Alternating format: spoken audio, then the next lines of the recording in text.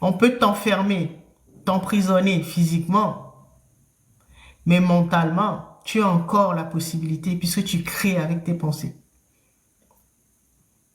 Donc, tu peux reprendre le contrôle en réécrivant une autre histoire. Ça peut être une histoire de libération où tu te libères complètement du script ou du scénario qu'avait écrit ton bourreau.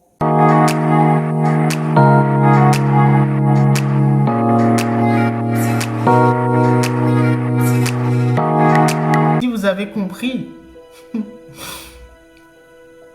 quand nous sommes emprisonnés, que nous avons du mal à pardonner à une situation, un peuple, une personne, peu importe, nous sommes enchaînés et donc toute notre énergie sera dirigée vers cette situation ou cette personne ou ce peuple. D'accord? Et donc, vous avez compris que plus notre attention sera dirigée vers une situation, une personne, un lieu, peu importe, et plus ça le nourrit et donc ça le perpétue. Et donc, c'est comme si on disait à la vie ou à l'univers, on en veut encore plus de ces genres de situations. Encore. On veut vivre encore plus d'esclavage, plus de colonisation, plus de drame. Quand on a du mal à pardonner, donc à passer à autre chose, c'est le message inconscient qu'on envoie à la vie, à l'univers. Fais-nous vivre encore ces genres de situations.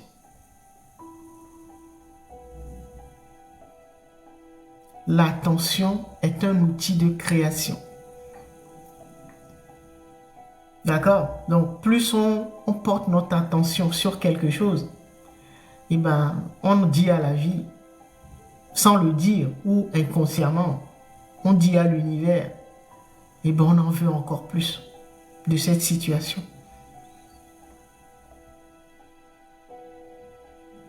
On veut revivre ces mêmes types d'expériences. Donc c'est pour ça que nous portons notre attention dessus. Ça, on ne nous avait pas expliqué que l'attention, comme la pensée, est un outil de création. Et donc, outil de création veut dire que c'est un moyen de communiquer avec la vie ou avec l'univers. Pour lui dire, tu vois, je porte mon attention là-dessus. Donc ça veut dire que j'en veux encore. Je veux vivre encore ça. Cette personne qui m'a blessé, qui m'a poignardé dans le dos, qui m'a blessé, qui m'a trahi, qui m'a abandonné. Comme j'y pense, comme je porte mon attention dessus, donc ça veut dire que j'en veux encore plus. Je veux vivre encore la même chose.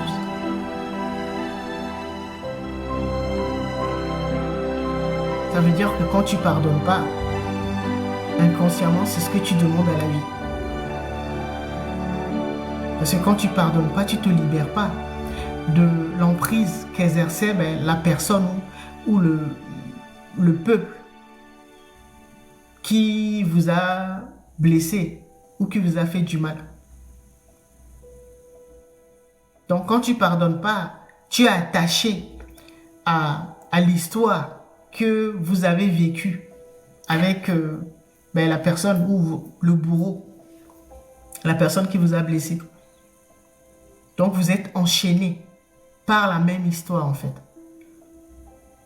Il est le bourreau, tu es la victime. Donc vous avez une histoire commune. Quand tu pardonnes, tu te libères de cette histoire commune. Mais quand tu n'arrives pas à pardonner, tu es obligé de penser, d'y repenser encore et encore, de ressasser le passé. Surtout le passé douloureux.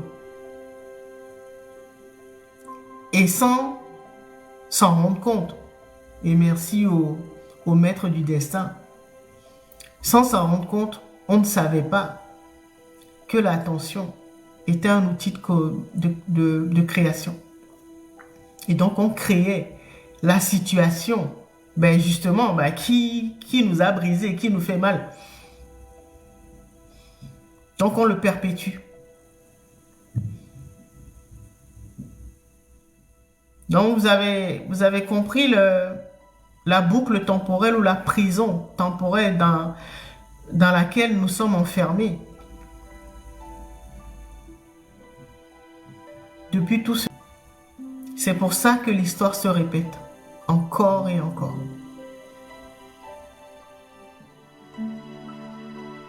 Que ce soit notre histoire personnelle, l'histoire de nos familles, de nos lignées, de nos ancêtres, l'histoire de nos peuples. Ça se répète encore et encore. Ça crée une boucle temporelle que nous nourrissons nous-mêmes avec notre attention. Et ça va se répéter. On va vivre toujours la même chose. Toujours les mêmes drames. C'est pour ça que collectivement, l'histoire du peuple africain avait commencé, le drame plutôt, pas l'histoire, le drame du peuple africain avait commencé avec l'esclavage.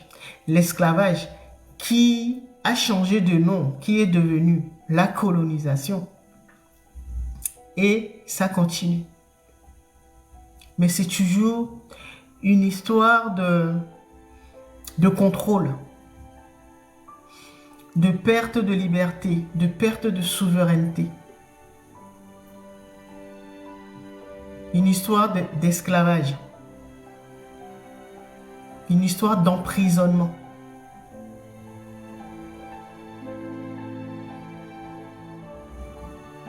C'est toujours la même chose.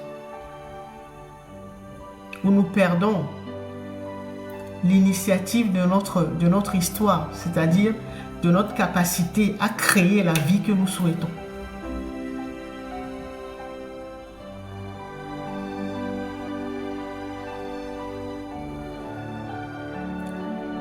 En politique, on parle de la perte de l'initiative historique. C'est-à-dire, tu perds cette capacité à écrire ton histoire.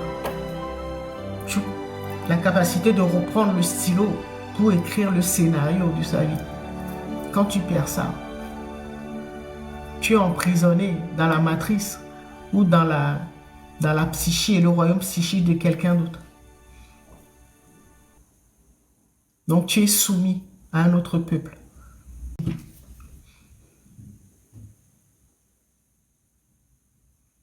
Et donc, tu as vécu un drame, malheur, souffrance. Ça, c'était le passé. Maintenant, il faut passer à autre chose. Prendre conscience que nous sommes tous. On peut te mettre en prison. Tu peux être enfermé dans la matrice d'une autre personne, d'une autre entité. Ce n'est pas le plus important. Le plus important, c'est de se rappeler que notre pensée est notre outil de création. On peut t'enfermer, t'emprisonner physiquement, mais mentalement, tu as encore la possibilité puisque tu crées avec tes pensées. Donc tu peux reprendre le contrôle en réécrivant une autre histoire. Ça peut être une histoire de libération où tu te libères complètement du script ou du scénario qu'avait écrit ton bourreau.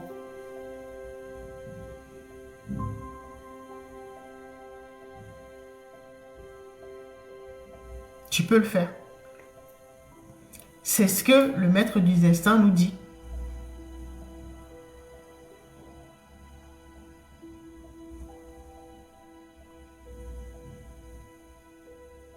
C'est pour ça qu'il y a des gens qui étaient en prison, ils sont sortis un jour.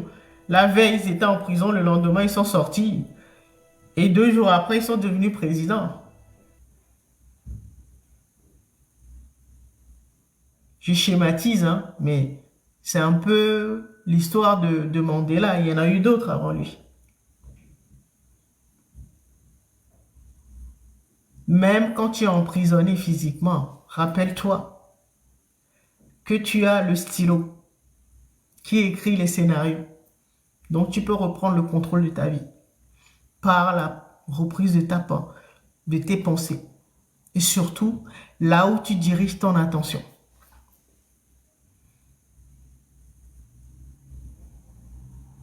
Si tu veux utiliser ton énergie ou ton attention